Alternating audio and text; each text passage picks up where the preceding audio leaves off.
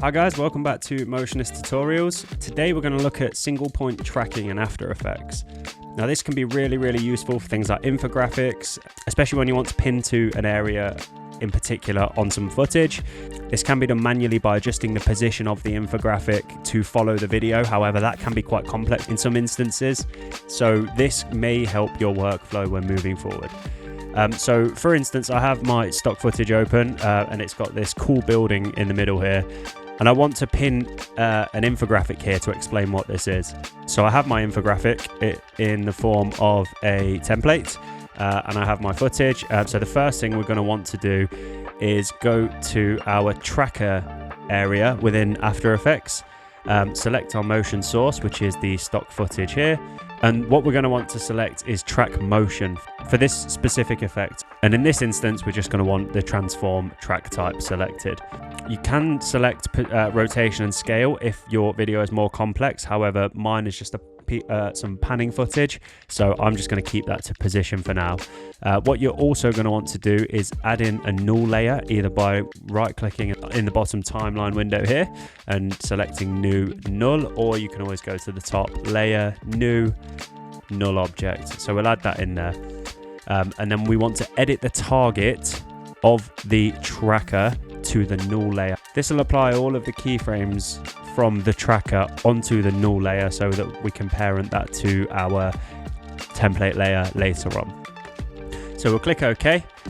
You'll see a track point appear on the screen. What we're going to want to do is put this onto the area of the image that we want to track. So for me, I'm just going to use this corner here. You want to adjust these boxes here. I usually adjust the inside box to quite a detailed point and the outside box a little bit wider so it can just pick up more of the image, and that's what that's doing, is it's just looking at the surrounding image in order to make sure the tracker stays in the correct space as the footage goes through. So what I'm going to want to do is press play, and what that will do is it will track the motion of the footage, as you can see. Keeping an eye on it, obviously, in case it goes wildly off course. In this instance, it shouldn't, because it's quite simple, but if it does, what you're probably going to want to do is manually edit those afterwards, or you can just delete the keyframes that go off course and hopefully create a bit of smooth motion between the keyframes that are left. And I can show you that very shortly. Obviously, none of mine have gone off track, but we can make it so. So that all looks good to me, but let's just say, for example, I wasn't quite happy with this keyframe here. Let's just say that had gone wildly off course. What we could do is we could manually change that just by placing this with the playhead over the keyframe to the right place, or we could just delete it if the two keyframes either side are nicely placed so the motion stays fluid and in the right place. For now, I will leave that as is. Once this is all done and you're happy with it, what you then do is you press apply, which will apply the keyframes to the null layer, as I mentioned earlier on. So if you show the keyframes on this, you will see what I mean. And then what I want to do now is apply this to my template layer. So I'm going to bring in my infographic, which is this call out here. I just want to resize that so it's a little bit smaller within the video itself.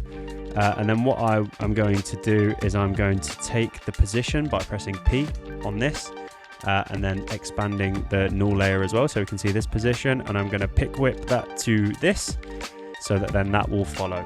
As you can see, the center point of my template has now attached itself to that null tracker layer that we've put in there, and we don't want that on the center, we want it on the dot on that top left hand side. So what I'm going to do is I'm going to press A to adjust the anchor point.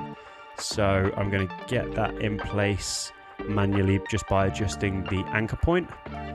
So let me just get that to that point. So now that's sat nicely on that corner where I want it to appear. And what I can do now, just to check that I'm happy with it, is just give that a play. And as we can see, that's staying in place nicely as the camera pans on that building. And that is single point tracking in a nutshell. And like and subscribe for more tutorials and for our latest product releases. See you on the next one.